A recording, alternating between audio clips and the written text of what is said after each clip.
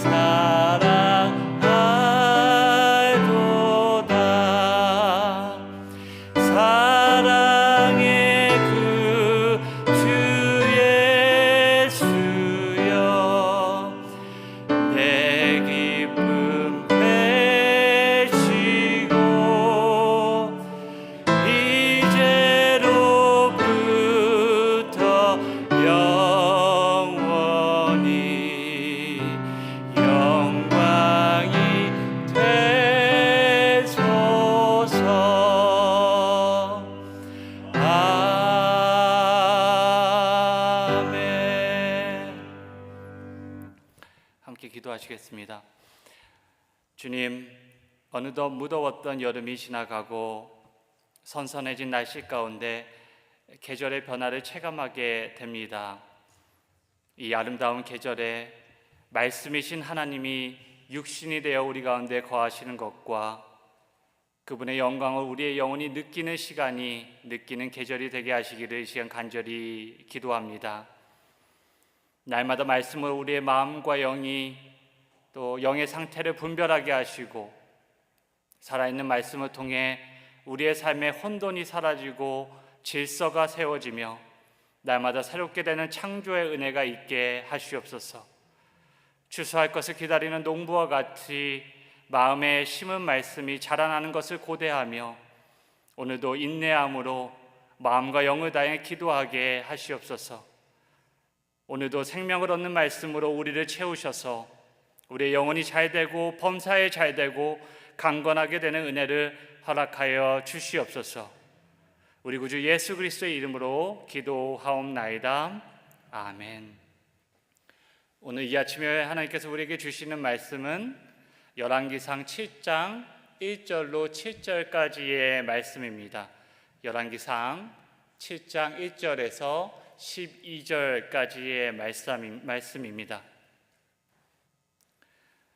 구약성경 520쪽 어간에 있습니다. 열왕기상 7장 1절로 12절까지의 말씀 다 찾으셨으면 함께 한 목소리로 교독하신 후에 마지막 12절은 함께 읽도록 하겠습니다. 제가 먼저 읽도록 하겠습니다. 1절 말씀입니다. 솔로몬이 자기의 왕궁을 13년 동안 건축하여 그 전부를 준공하니라. 그가 레바논 나무로 왕궁을 지었으니 길이가 100규빗이요 너비가 50규빗이요 높이가 30규빗이라. 백향목 기둥이 4줄이요 기둥 위에 백향목 들보가 있으며 기둥 위에 있는 들보 45개를 백향목으로 덮었는데 들보는 한 줄에 15이요 창들이 3줄로 있는데 창과 창이 3층으로 서로 마주대하였고 모든 문과 문설주를 다 큰 나무로 네모지게 만들었는데 창과 창이 3층으로 서로 마주대하였으며 또 기둥을 세워 주랑을 지었으니 길이가 50규빗이요 너비가 30규빗이며 또 기둥 앞에 한 주랑이 있고 또 그 앞에 기둥과 섬돌이 있으며 또 심판하기 위하여 보좌의 주랑 곧 재판하는 주랑을 짓고 온 마루를 백향목으로 덮었고 솔로몬이 거처할 왕궁은 그 주랑 뒤 다른 뜰에 있으니 그 양식이 동일하며 솔로몬이 또 그가 장가든 바로의 딸을 위하여 집을 지었는데 이 주랑과 같더라. 이 집들은 안팎을 모두 귀하고 다듬은 돌로 지었으니 크기대로 톱으로 켠 것이라. 그 초석에서 처마까지와 외면에서 큰 뜰에 이르기까지 다 그러하니 그 초석은 귀하고 큰 돌 곧 10규빗 되는 돌과 8규빗 되는 돌이라. 그 위에는 크기대로 다듬은 귀한 돌도 있고 백향목도 있으며 다 함께 읽겠습니다. 또 큰 뜰 주위에는 다듬은 도 3켜와 백향목 두꺼운 판자 1켜를 놓았으니 마치 여호와의 성전 안뜰과 주랑에 놓은 것과 같더라. 아멘. 솔로몬의 치세 중에 가장 큰 과업이자 또 위협으로 뽑을 수 있는 것이 있다면 바로 성전 건축을 뽑을 수 있습니다. 아시는 바와 같이 부왕이었던 다윗의 오랜 수건 사업이기도 하였습니다. 솔로몬은 성전을 건축하고 또 자신의 왕궁을 건축하는 그 큰 건축 프로젝트를 시행하는데 그 건축 프로젝트를 완성하는데 총 20년이라는 시간이 걸리게 됩니다. 6장 38절을 보시면 솔로몬이 성전을 건축하는데 7해가 걸렸다라고 기록하고 있습니다. 한마디로 7년이 걸린 것입니다. 그리고 오늘 본문인 7장 1절에서는 그가 자신의 궁을 건축하기 시작하여 그것을 완성하는데 13해가 걸렸다고 말해줍니다. 그러니까 13년이 걸린 것입니다. 그래서 왕궁을 짓는 소요 시간이 이제 38절에 있는 성전을 짓는 시간의 2배 넘는 시간이 걸린 것입니다. 그래서 많은 분들이 이것을 두고 솔로몬이 하나님의 성전보다 자기의 왕궁을 짓는데 더 많은 노력과 더 많은 공을 들이고 더 많은 시간을 쏟아 부었고 또 이를 통해서 유추하기는 솔로몬이 하나님의 영광보다 자신의 영광을 구하는 것을 그것을 추구하는 것을 더 신경 썼다, 힘썼다 이렇게 지적을 합니다. 물론 이러한 결론이 오늘 우리가 함께 살펴본 본문에 비춰볼 때 전혀 틀린 사실은 아닙니다. 먼저는 오늘 본문을 함께 보게 되면 열왕기서 저자가 솔로몬이 짓고 있는 왕궁을 1절에 어떻게 표현하고 있냐면 자기의 왕궁 이렇게 표현하고 있습니다. 자기의 왕궁이라고 표현한 것이 아마도 약간 부정적인 의미를 내포하고 있는 것으로 해석할 수 있습니다. 또 아까 말씀드린 바와 같이 또 솔로몬이 자신의 하나님의 성전을 짓는데 걸린 시간과 또 자신의 왕궁을 짓는데 걸린 시간을 이렇게 대조적으로 표현하고 있다면 그리고 그것이 저자의 진짜 의도라고 한다면 분명 이는 솔로몬의 왕궁에 대한 어쩌면 부정적인 평가라고도 볼 수 있을 것 같습니다. 그래서 이렇게 성전과 왕궁의 비교를 통해서 솔로몬이 후에 그 하나님에 대한 처음 마음, 그러니까 그 믿음을 저버리고 배교하게 될 것을 이 열왕기서 저자가 어느 정도 우리에게, 독자에게 암시해주고 있다, 힌트를 좀 주고 있다, 이렇게 보는 견해들이 있습니다.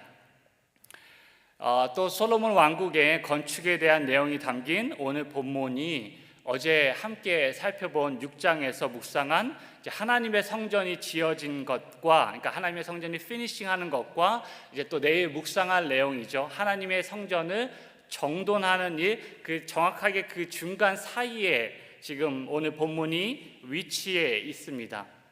그래서 이러한 배치를 통해서 볼 때 마치 솔로몬의 자식이 자기의 왕궁을 짓는 일로 인해서 하나님의 성전이 지어지는데, 완전한 형태로 지어지는데, 그러니까 성전이 완전한 체비를 갖추는데 약간 그것을 지연시키는 듯한 그런 인상을 주는 것도 사실입니다. 이제 오늘 본문이 하나님의 성전이 완성되는 것을 마치 솔로몬의 왕궁을 건축하는 왕궁이 그것을 방해하는 듯한 그런 위치에 놓인 것 같은 인상을 주기도 합니다. 그런데 이제 솔로몬의 왕궁의 용도를 함께 고려해 볼 때 이러한 생각은 맞는 말이기도 하지만 또 일면은 다시 한번 우리가 생각해 볼 여지도 있는 것 같습니다. 결론부터 말씀을 드리자면 솔로몬이 지은 자기의 왕궁은 그 대부분의 공간이 솔로몬의 사적인 용도로, 그러니까 개인적인 용도로 사용된 것이 아닙니다. 솔로몬의 왕궁의 대부분의 기능은 사실은 이스라엘을 위한, 그러니까 퍼블릭 스페이스, 그러니까 공적인 기능을 감당하는, 공적인 서비스를 제공하는 공간으로 지어진 것입니다. 실은 그 솔로몬의 왕궁이 이스라엘 백성들을 섬기는 용도로 또 설계되고 지어진 것이라고 볼 수 있습니다. 지금은 우리 대한민국의 청와대에 이제 대통령 내가 거주하고 있지만 예전에 한국의 청와대라고 하면 많은 분들이 이제 대통령이 거주하는 곳이라고 생각을 했습니다. 물론 그 청와대가 예전에 대통령이 거주하는 곳은 맞지만 그것이 대통령의 사적인 공간이 아닌 것처럼 오늘 우리가 살펴볼 솔로몬 왕궁도 솔로몬이 실제로 거주하는 공간이긴 하였지만 동시에 이스라엘을 위해서 공적인 기능을 감당하던 그런 장소였습니다. 그래서 결론은 솔로몬이 자신의 왕궁을 짓고 또 건축에 공을 들인 그 자체가 크게 문제가 되지 않고 또 그것만 볼 때는 솔로몬이 하나님의 영광보다 자신의 영광을 추구했다고 말하기는 사실 좀 어려운 부분이 있다는 것을 말씀드리고자 합니다. 그래서 이제는 그 솔로몬이 지은 그 왕궁의 몇 가지 건물들을 함께 살펴보면서 이러한 부분들을 이어서 말씀드리고자 합니다. 먼저 오늘 본문 2절에 보시면 레바논 숲을궁이라는 곳을 지었는데 이제 레바논 나무로 지은 큰 목조 궁전을 의미합니다. 마치 그것이 레바논의 숲과 같다라고 해서 지어진 이름인데 본문에 기록된 크기로 본다면 솔로몬이 짓고 있는 성전 건물보다 약 2배가량 더 큰 나무 궁전입니다. 목조 궁전입니다. 이 레바논 숲을궁에는 또 창문이 딸린 여러 가지 방들이, 우리가 함께 읽었던 것처럼 창문이 딸린 여러 가지 방들이 있습니다. 이곳은 아마도 그 이스라엘에서 사용하던 방패 같은 무기들을 저장하는, 그리고 각종 기물과 또한 보화를 저장하는 그런 장소로, 저장 공간으로, 그러니까 스토리지 용도로 사용된 것 같습니다. 그러니까 무기고 같은 역할을 했던 것 같습니다. 그리고 레바논 숲을궁 곁에는 이제 기둥현관이 이렇게 둘러싸고 있는 아주 넓은 이런 집회장, 그러니까 어셈블리 홀 같은 곳이 있는 곳입니다. 그곳에 사람들이 모이는 장소가 되기도 하였던 것입니다. 그리고 또 주된 건물로는 7절에 보시면 우리말로 옥좌실, 곧 재판정이 등장합니다. 굳이 이야기하자면 방금 살펴본 그 레바논 숲을 궁은 약간 국방부 같은 국방의 임무를 담당했던 그런 기능을 했던 건물이라면, 옥자실은 솔로몬이 이제 사법적인 권한을 행사하던 곳이라고 볼 수 있습니다. 그곳을 통해서 사람들에게 재판을 하고 또 송사를 공정하게 하고 또 사람들의 시비를 가려서 정의롭게 판결을 해야 하는 그런 책임들이 사실은 솔로몬 왕에게 있었고, 그런 임무들을 감당하던 곳이 바로 옥자실 혹은 재판정이라고 할 수 있습니다. 영어로 하면 그 공간이 이제 Hall of Justice, 그러니까 정의를 실현하는 공간, 이렇게도 부를 수 있을 것 같습니다. 구약성경 전체를 보시면 이 옥자실이라고 불리는, 이 재판정이라고 불리는 공간은 사실은 솔로몬 왕국의 심장과도 같은 곳이었습니다. 우리 심장이 멈추면 우리 몸이 제 역할을 하지 못하는 것처럼, 우리가 이렇게 죽게 되는 것처럼, 사실은 이 옥자실이 솔로몬 왕궁의 심장과도 같은 역할을 했던 곳입니다. 구약의 시편과 예언서를 보시면 이스라엘의 전통에서 왕의 주된 임무는 의와 공도를 세우는 것이었습니다. 시편 82편을 보시면 하나님께서는 신들 중에 재판하시는 분이고, 하나님의 아들이라 일컬음을 받는 자들은 그분을 따라서 그 정의를 명령하시는 하나님을 따라서 하나님의 백성을 정의와 공의로 잘 다스려야 한다라고 이야기하고 있습니다. 그리고 또 예언서를 보시면 에스겔 선지자에 따르면 이 의와 공도를 세우는 이 왕의 책임에 따라서 나라의 흥망성쇠가, 그러니까 나라가 서고 무너지는 것이 결정이 된다라고 이야기하고 있습니다. 하나님의 백성이 망하고 나중에 후에 포로로 잡혀가고 또 유배된 것은 결국 이 왕이 정의를 세우는 일에 실패하였기 때문이라고 에스겔 선지자는 그렇게 이야기하고 있는 것입니다. 그러니까 한마디로 옥자실, 이 재판정이 솔로몬 왕궁의 핵심 그 기능들을 담당하는 심장 같은 역할을 하는 곳이었습니다. 그리고 다음으로 등장하는 건물이 무엇입니까? 바로 바로의 딸을 위해 지어진 궁전입니다. 그러니까 바로의 딸을 위해서 지어진 궁전입니다. 바로의 딸의 궁전, 이렇게도 부르는데, 이 부분은 우리가 유심히 봐야 합니다. 오늘 본문에는 짧게 소개되었지만 사실 하나님의 성전과 바로의 딸이 함께 언급된 것은 이번이 처음이 아닙니다. 하나님의 성전과 바로의 딸, 그 예배 드리는 것이 함께 언급된 것은 오늘 이 본문이 처음이 아닙니다. 열왕기상 3장 1절을 보시면 이렇게 기록하고 있습니다. 제가 읽도록 하겠습니다. 열왕기상 3장 1절 말씀입니다. 솔로몬은 이집트 왕 바로와 혼인 관계를 맺고 바로의 딸을 아내로 맞았다. 그리고 그는 자신의 집과 주님의 성전과 예루살렘 성벽의 건축을 모두 끝낼 때까지 그 아내를 다윗성에 있게 하였다. 그리고 1절 다음에 오는 2절을 보시면 솔로몬은 아직 그 성전이 완성되지 않았기 때문에 여러 산당에서 그가 제사를 드리고 또 번제물을 드렸다라고 기록하고 있습니다. 성전과 또 바로의 딸, 그리고 제사, 예배, 이 세 가지 키워드가 자주 같이 등장합니다.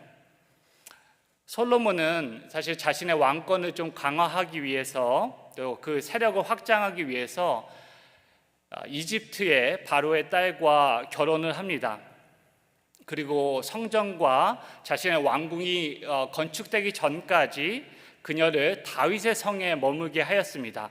그리고 오늘 본문에서는 자신의 왕궁에 그녀의 거처를 만들어 줍니다. 어쩌면 왕의 아내의 거처를 왕궁에 마련한 것이 당연한 일이지만 오늘 본문은 솔로몬이 그곳을 바로의 딸에게 주었다라고 말하고 있습니다. 그리고 9장 24절에서 25절을 함께 찾아보시면 마침내 이제 솔로몬이 자신의 왕궁의 건축을 마치고 그의 아내, 바로의 딸을 다윗성에서 이제 솔로몬의 왕궁으로 거처를 옮기는 장면이 기록되어 있습니다. 그리고는 25절에 보시면 솔로몬이 한 해에 3번씩 주님의 제단에서 분향하며 제사를 지냈다라고 또 반복해서 기록하고 있습니다. 성전, 바로의 딸, 제사, 예배, 다시 3가지 주제가 함께 등장하는 것입니다. 사실 이것은 우연이 아니라 열왕기서 저자가 독자에게 주고 있는 진짜 암시입니다. 6장 38절에서 시작하여서 오늘 본문을 읽어보시면 그 초점이 하나님의 성전에서 시작하여서 솔로몬 왕궁을 거치고 마지막에는 바로의 딸의 궁전으로 이어지는 것을 확인해 볼 수 있습니다. 하나님의 성전에서 시작해서 그 초점이 솔로몬의 왕궁 그리고 바로의 딸의 궁전으로 이렇게 초점이 옮겨지는 것을 확인할 수 있습니다.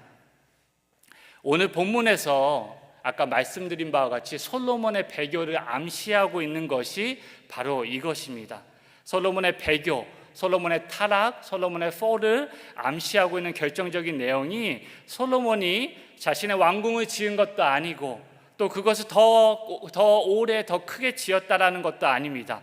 솔로몬 왕궁의 외적인 형태나 크기, 그것이 아니라 솔로몬이 우상을 섬기는 애굽의 여인을 아내로 맞아서 그녀를 그가 건축한 성전 지역 안으로 데리고 들어왔다라는 것이 바로 진짜 암시입니다. 결국은 이 외적인 상황이 문제가 아니라 이런 내적인 상황이 진짜 문제다 이렇게 꼬집고 있는 것입니다. 그 큰 성전 지역에 지금 바로의 딸을 들여왔고 이제 과연 하나님을 향한 제사와 예배가 어떻게 될 것인가 라고 우리에게 질문하고 있는 것입니다. 그리고 그에 대한 질문에 대한 답은 열왕기상 11장 4절을 보시면 이렇게 우리에게 알려주고 있습니다. 열왕기상 11장 4절 말씀입니다. 솔로몬이 늙으니 그 아내들이 솔로몬을 꾀어서 다른 신들을 따르게 하였다. 그래서 솔로몬은 자기의 주 하나님께 그의 아버지 다윗만큼은 완전하지 못하였다. 이렇게 기록하고 있습니다. 우리가 아는 바와 같이 솔로몬의 마지막 생애는 참 그의 삶은 안타깝습니다. 또 그리고 그런 왕을 모시고 사는 백성들의 삶 역시 정말 처참하기 그지 없었습니다. 마치 바로의 딸로 인하여서 이스라엘 백성은 다시 애굽의 노예 생활로 돌아간 것 같은 그런 삶을 살아가게 됩니다. 바로 왕 밑에서 종살이하던 시대로 회귀하고 만 것입니다. 솔로몬은 어떻게 되었습니까? 바로 왕의 사위가 되었고 결국 자신의 아버지인 다윗의 법도에서 떠나 그 아버지의 길이 아닌 바로의 길을 따라가고 있습니다. 생명을 살리고 세우는 그리고 거룩한 정의를 떠나서 자신의 욕망에 따라서 하나님께서 자신의 형상대로 지으신 백성들을 채찍질하고 그들을 착취하고 또 그들의 피와 눈물을 짜내는 그런 어리석음을 바로왕이 했던 것 같은 그 어리석은 일들을 똑같이 범하고 있는 것입니다. 우리는 오늘 솔로몬이 자신의 왕궁을 통해서 그 솔로몬의 혼합적인 신앙의 모습을 우리는 발견하게 됩니다. 전통적인 이스라엘 신앙 전통을 따르면서 동시에 또 그 비율법적인 또 새로운 전통을 따르고 그것을 섬기는 모습을 통해서 우리는 그가 아슬아슬하게 신앙의 경계선을 걷는 모습을 묵상하게 됩니다. 예수님께서 이렇게 말씀하셨습니다. 아무도 두 주인을 섬길 수 없다고 말씀하셨습니다. 그렇게 되면 한편은 미워하고 다른 편은 사랑하든가 아니면 한편에게는 충성을 다하고 또 다른 편은 무시하게 될 것이라고 예수님은 우리에게 말씀하셨습니다. 결국엔 이 혼합주의 신앙은 결국 하나님에 대한 신앙의 기초를 허물어뜨린다라고 예수님이 말씀하고 계신 것입니다. 말씀을 정리하겠습니다. 오늘 이 아침에 하나님을 부인하고 또 자기의 야망을 추구했던 그런 솔로몬의 모습을 통해서 혹시 우리 마음 가운데 자리하고 있는 그런 바로의 딸과 같은 이방 신앙을 좀 발견하기를 원합니다. 이 시간 바로의 딸과 같은 그 우상을 이 시간 마음 밖으로 몰아내고 대신에 하나님의 아들 되신 예수 그리스도를 우리 마음에 모시는 그런 복된 시간이 되기를 바랍니다.